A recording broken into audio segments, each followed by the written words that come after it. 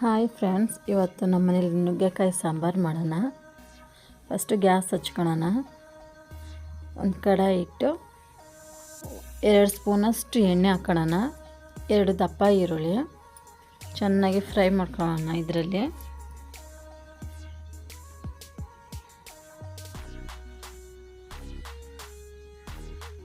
ಸಾಕು. ಈ ರೀತಿ ಆದರೆ ಇವಾಗ ಟೊಮೊಟೊ 3 ಟೊಮೊಟೊ ತೊಗೊಂಡಿದ್ದೀನಿ. ಮೀಡಿಯಮ್ ಸೈಜ್ ಟೊಮೊಟೊ, 2 ಬೆಳ್ಳುಳ್ಳಿ, ಇದನ್ನು ಇದ್ರ ಜೊತೆ ಹಾಕಿ ಚೆನ್ನಾಗಿ ಫ್ರೈ ಮಾಡ್ಕೊಳ್ಳೋಣ.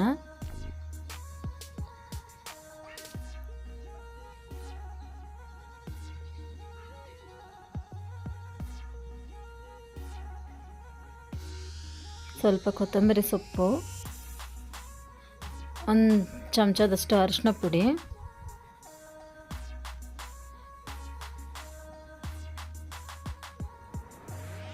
ಚೆನ್ನಾಗಿ ಕಲಸಿ ಬಿಟ್ಕೊಳ್ಳೋಣ. 1 ಚಮಚದಷ್ಟು ಉಪ್ಪು,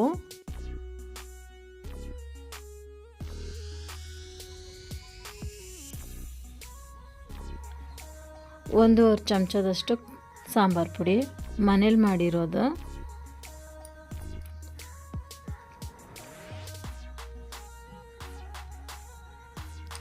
ಅರ್ಧ ಮುಚ್ಚಳ ತೆಂಗಿನಕಾಯಿ ಇದರಲ್ಲಿ ಹಾಕಿ ಚೆನ್ನಾಗಿ ಮಿಕ್ಸ್ ಮಾಡ್ಕೊಳ್ಳೋಣ.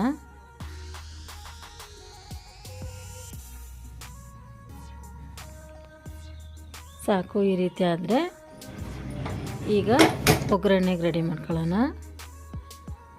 2 ಚಮಚದಷ್ಟು ಎಣ್ಣೆ, 1 ಚಮಚದಷ್ಟು ಸಾಸಿವೆ, 4 ಕರ್ಬೇವಿನ ಸೊಪ್ಪಿಂದು ಕೊತ್ತು, ಸಣ್ಣದೊಂದು ಈರುಳ್ಳಿ, ಇದನ್ನು ಚೆನ್ನಾಗಿ ಫ್ರೈ ಮಾಡಿ ಸಾಕು. ಇಷ್ಟು ಹುರಿದ್ರೆ ಸಾಕು. ಈಗ ನುಗ್ಗೆಕಾಯಿ ಹಾಕೋಣ.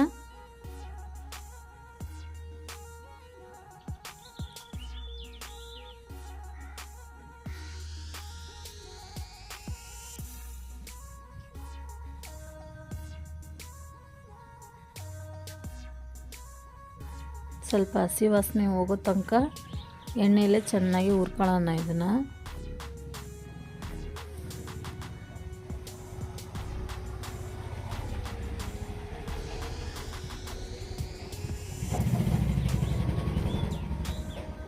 ಒಂದು ಅರ್ಧ ಚಮಚದಷ್ಟು ಉಪ್ಪು, ಸ್ವಲ್ಪ ಅರಿಶಿನ ಪುಡಿ, ಹಸಿ ವಾಸನೆ ಹೋಗಲಿ ಅಂತ.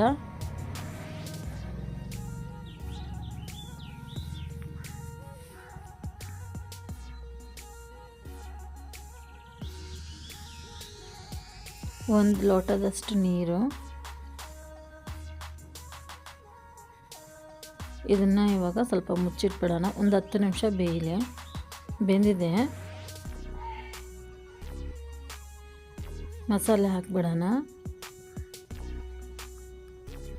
ಈ ವಿಡಿಯೋ ನಿಮಗೆ ಇಷ್ಟ ಆದರೆ ಲೈಕ್ ಮಾಡಿರಿ, ಶೇರ್ ಮಾಡಿರಿ, ಸಬ್ಸ್ಕ್ರೈಬ್ ಮಾಡಿರಿ.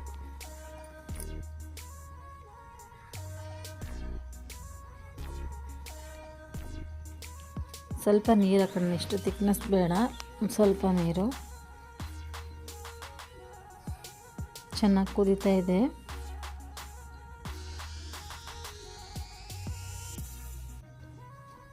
ನುಗ್ಗೆಕಾಯಿ ಬೆಂದಿದೆ. ಸ್ವಲ್ಪ ಉಪ್ಪು ನೋಡ್ಕೊಳ್ಳೋಣ.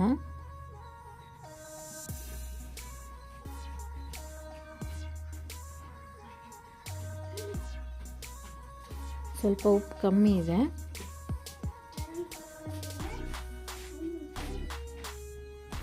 ನುಗ್ಗೆಕಾಯಿ ಸಾಂಬಾರು ರೆಡಿ ಆಯಿತು. ನುಗ್ಗೆಕಾಯಿ ಸಾಂಬಾರು, ಹಪ್ಪಳ, ರೈಸು. ಬರ್ರಿ ಊಟ ಮಾಡೋಣ.